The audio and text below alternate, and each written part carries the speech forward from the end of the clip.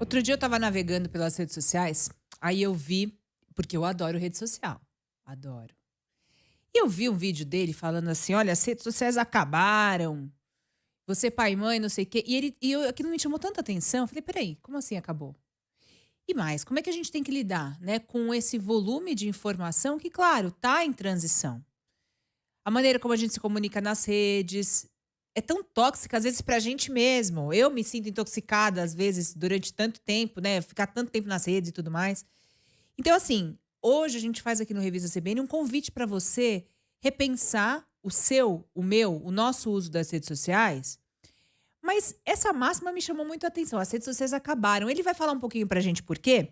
Eu converso agora com o educador Jaime Ribeiro, é escritor, pesquisador de relações humanas nessa era digital e CEO da Educa.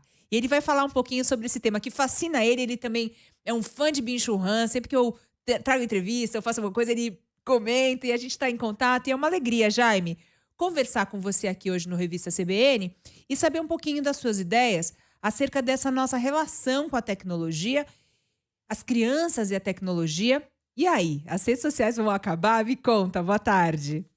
Boa tarde, Pedro. A alegria é toda minha de estar aqui, principalmente para falar desse tema, que é um tema que precisa ecoar. Então, nada melhor do que a revista CBN para ecoar essa reflexão, principalmente, Pedro, para os pais.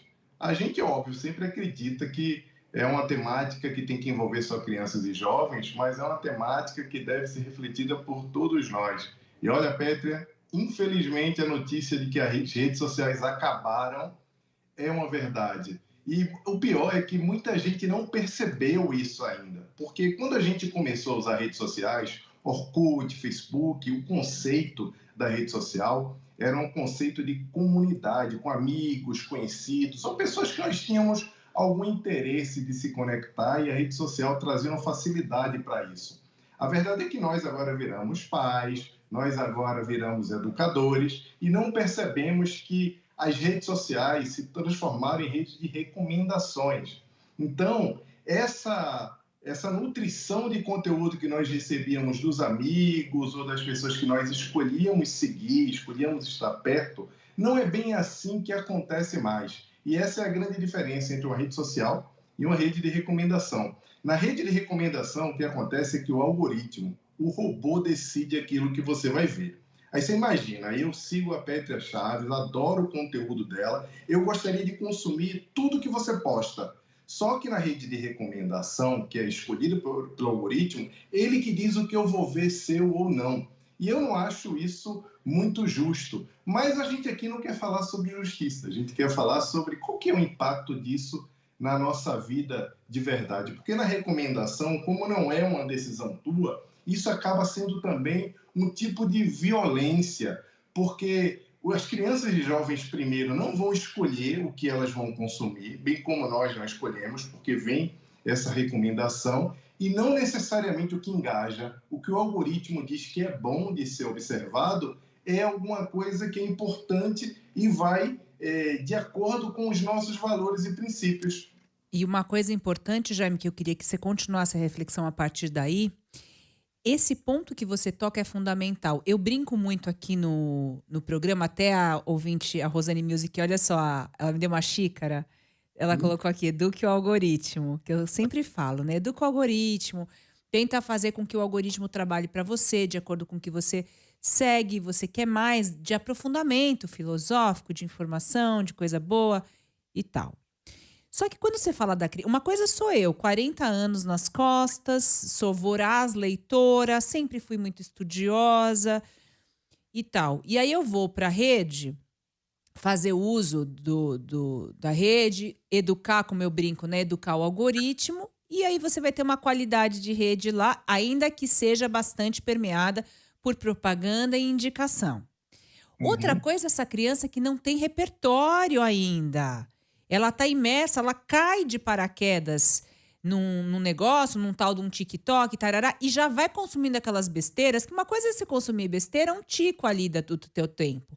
Outra coisa, essas crianças estão imersas só em TikTok, besteirinha, dança e jogo, dança e jogo.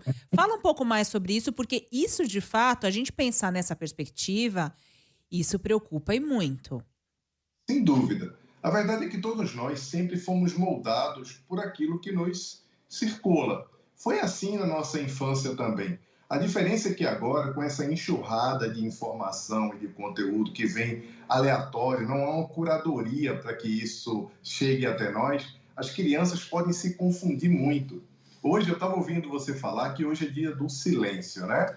E aí eu estava lembrando, Petra, quando você falou isso, refletindo sobre a temática, e lembrando da professora Lucilena Galvão, e no seu livro ela traz uma frase assim que me tocou profundamente. Eu fiquei uns 2 dias pensando naquela frase, quando ela falou que o silêncio é a oportunidade que eu tenho de retirar de dentro de mim tudo aquilo que não é meu. Para a criança, essa oportunidade não existe, porque você agora mesmo estava falando que o tumulto que acontece com as redes sociais, esse barulho que vem, também é um tipo de violência. O algoritmo dizer o que eu tenho que consumir, o algoritmo colocar na cara do meu filho que ele tem que consumir um tipo de dança, um tipo de desafio, alguns desafios que são violentos, outros que são extremamente perigosos, não deixa de ser uma violência. Mas, Petra, isso me lembra até um pouco Zeus, sabe? Para a gente viajar aqui na Que filosofia. lindo, sim. Porque Deus se travestia de alguma coisa para poder encantar, né? Para poder seduzir. E essas recomendações vêm travestidas de amizade, vêm travestidas de uma aleatoriedade, mas na verdade não é milimetricamente desenhado para poder influenciar as crianças e nos influenciar. Então, eu não deixo de ver isso como um tipo de violência que chega para as crianças e para os jovens também. E mais, você também tocou nesse ponto que eu faço a conexão da preocupação. Nossa, a ouvinte vai lembrar muito bem, sei lá, há uns 15 anos, quase 20 anos de CBN, mas há uns 10, 15 anos atrás, nossa grande preocupação, até com entrevistas, com reflexões, era como as propagandas chegavam às crianças. Que era muito injusto, a criança tá ali vendo desenho, desenho, desenho, aí vinha uma propaganda, aquele apelo para o Uhum. consumo tão forte. Isso era uma preocupação nossa, não para tirar a propaganda, mas a gente precisa pensar nela, precisa pensar na linguagem, como ela se insere nesse nosso contexto. Hoje é o que você está colocando, que você está falando e eu já estou fazendo a minha reflexão aqui como mãe. Cara, é o Uhum. tempo inteiro, é uma grande propaganda em que a gente está vivendo dentro da propaganda. Você está vivendo dentro desse mundo louco, que é imagético, projeção, não é real. É isso, tá colocando um monte de conceito cultural nas nossas crianças. Não tem como voltar atrás. Vamos colocar aí para também não ter o desespero, mas não tem como voltar atrás. E aí, como é que a gente pode pensar a educação nessa década, Jaime, diante desse grande apelo? A minha filha com 8 anos já tá me pedindo o celular, e eu falo, não vou, eu desconverso. Mas por Uhum. quê? Porque ela já tá vendo um monte de gente que já vive no celular, com 8 anos já ganhou celular. E aí, Uhum. meu amigo, o que a gente faz? Você chegou num ponto que era exatamente o que eu ia trazer como contextualização. O que acontecia no início dos anos 2000, nos anos 90 já incomodava, que era você ir assistir qualquer desenho e via aquela enxurrada de propaganda e os pais não tinham paz com aquilo. Era uma loucura. Hoje em dia, o que acontece é que as crianças vão para a escola com o seu celular e os pais que tentam segurar o vício digital e seguir o que a sociedade brasileira ou americana de pediatria fala, que é só dar o celular depois dos 14 anos. Tem gente que fala ali nos 12 anos e tal, mas tem pai que diz assim, eu não tenho como segurar mais porque todos os outros pais já liberaram.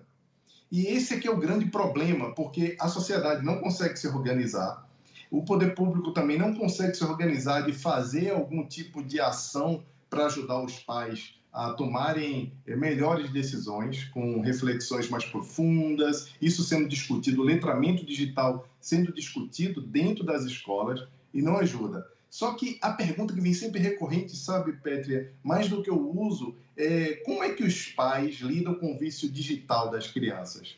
E logo que isso acontece, o pai, nesse caso, nesse vício, ele é um facilitador, porque ele que compra, ele que paga o Wi-Fi, ele que dita as regras da casa, e quando ele abre mão de fazer isso, ele está deixando solto. Só que essa pressão que acontece, a pressão que era na propaganda da televisão, hoje acontece com a inclusão que nós temos que fazer com nossos filhos. Como é que minha filha vai ser a única ET, você pensa que não tem celular, porque todos os outros amigos têm. É aí onde entra o perigo da rede de recomendação, porque o teu filho não vai pegar o celular para se relacionar com os amigos da escola. Ele já faz isso dentro da sala de aula. Ele vai pegar para poder ter inclusão social e, nesse caso, é onde mora o perigo, porque pode ser que ele venha a ser nutrido com conteúdos como esses conteúdos que nós vimos recentemente, os desafios extremamente violentos e que fazem com que as crianças percam a noção entre a vida digital e a vida presencial, que é o grande problema para a gente hoje em dia. Você acha que pais e mães podem fazer rodas de conversa? Tem um tem uma coisa boa do, por exemplo, o WhatsApp, né? Os grupos de WhatsApp, que hoje tem pais e mães. Eu, outro dia, uma mãe querida, amiga, me mandou mensagem, falou: Petra, você acha que a gente deveria ir para a escola conversar sobre isso para levantar a questão para a sala de aula, que a gente talvez uma parcela dos pais não queira ainda dar celular. É claro que a gente tem a nossa liberdade, mas vamos discutir isso. Eu acho que hoje a gente está no momento, já que tem tanta informação, tanto dado, não é hora da gente investir nesses pequenos grupos de debates, pais e mães que discutam isso juntos, que seja no grupo do WhatsApp, que se junte para tomar um café juntos, os pais e mães, para presencialmente, analogicamente, discutir sobre essas questões, como promover com as crianças encontros reais em que elas possam interagir além da escola. Eu não sei, Jaime, eu tô realmente muito aflita com isso, sabe? Porque eu acho que, por mais que a sociedade seja isso, não pode ser um caminho sem volta. A gente não pode falar, tudo bem, é assim, eu vou deixar e vamos ver onde vai dar isso aí, sabe? É um conteúdo, gente, é muito pobre. É gostoso de ver? É. É bonitinho, é. A gente fica lá, legal. Mas, cara, a gente não pode só encher o copo da criança com isso. É isso que me pego pensando. É, eu acredito que hoje os pais conseguem sim ter esse diálogo, alguns pais estão resistindo, mas eu não creio que sem escola a gente vai conseguir proporcionar esse tipo de reflexão coletiva. Com a É escola, então, tá. com escola. Porque sim, o que acontece, Pedro? O celular ele entra numa outra caixa. Ele entra na caixa do tênis caro, ele entra na É. caixa da viagem cara, ele entra num problema, Pedro. Fetiche, vai virando um fetiche aquilo, né? Um desejo, isso aí mesmo. É. E qual é o grande problema? É que, na realidade digital, a ostentação tem se transformado em estilo de vida. E os vídeos, os influencers, alimentam a ideia de que só é possível ser feliz tendo uma vida sofisticada, uma vida rica. E o que acontece é que isso é exatamente o contrário, porque os influencers passam a ideia de que você é superior quando você tem acesso a coisas caras. E as crianças também, não ainda formadas, com a cabeça ainda em desenvolvimento, são mais frágeis em relação a isso.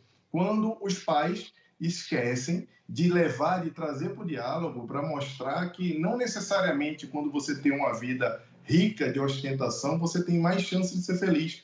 Porque uma criança que é feliz com qualquer coisa, que via de regra é a realidade das crianças, tem uma chance muito maior de ser feliz do que uma criança que se alegra só com coisas que ela possa ostentar.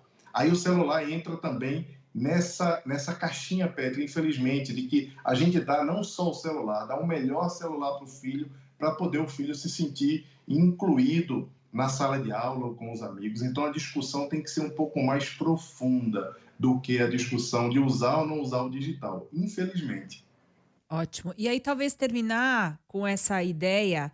Você falou que as redes sociais terminaram. Você acha que vai acontecer de aparecerem novas redes para relacionamento ou não? É isso mesmo que está posto nesse modelo extremamente comercial e apelativo, né? Pro que faz a gente ficar cada vez mais tempo dentro dessa bolha. Tem a história da inteligência artificial cada vez mais emulando os nossos ambientes, né? Então, daqui a pouco a gente vai estar mais imerso ainda, vivenciando coisas dentro do computador e do celular. A gente vai estar, sei lá, às vezes uma sala de aula, que a gente vai estar vivenciando a sala de aula com, enfim, inteligência artificial de uma outra maneira. o negócio vai caminhar para frente, a gente não sabe se é bom. Eh, Nesse sentido, pegando o gancho também dessa tua última fala, de inserir as crianças, esse medo da criança não ser inserida, cara, a vida também é frustração. A vida Sim, também é não, e não é educar. Dizer não, dizer você não vai ter, você não pode agora. Nessa contenção, essa responsabilidade também é educação. Então, diante de um mundo tão aberto, de tantas novas perspectivas, como é que a gente pode ter as rédeas, né, dessa educação na tua visão? sem dúvida. A primeira coisa, Pétria, é que os pais podem ficar tranquilos que o fato dos filhos não terem um celular não vai fazer com que eles sejam analfabetos digitais. Pronto, isso aí. Para contextualizar, Bill Gates, Steve Jobs e tantos outros CEOs de empresas de tecnologia não permitiam que os filhos usassem equipamentos eletrônicos e não permitiram durante muito tempo. E eu acho que a gente tem que aprender um pouco com essas pessoas. Eles devem entender um pouco mais do que a gente. Então, os pais têm que tirar essa aflição de dizer: meu Deus, se o meu filho não tiver com celular, será que ele vai ser um analfabeto digital? Será que ele não vai entender e não vai ter empregabilidade no futuro?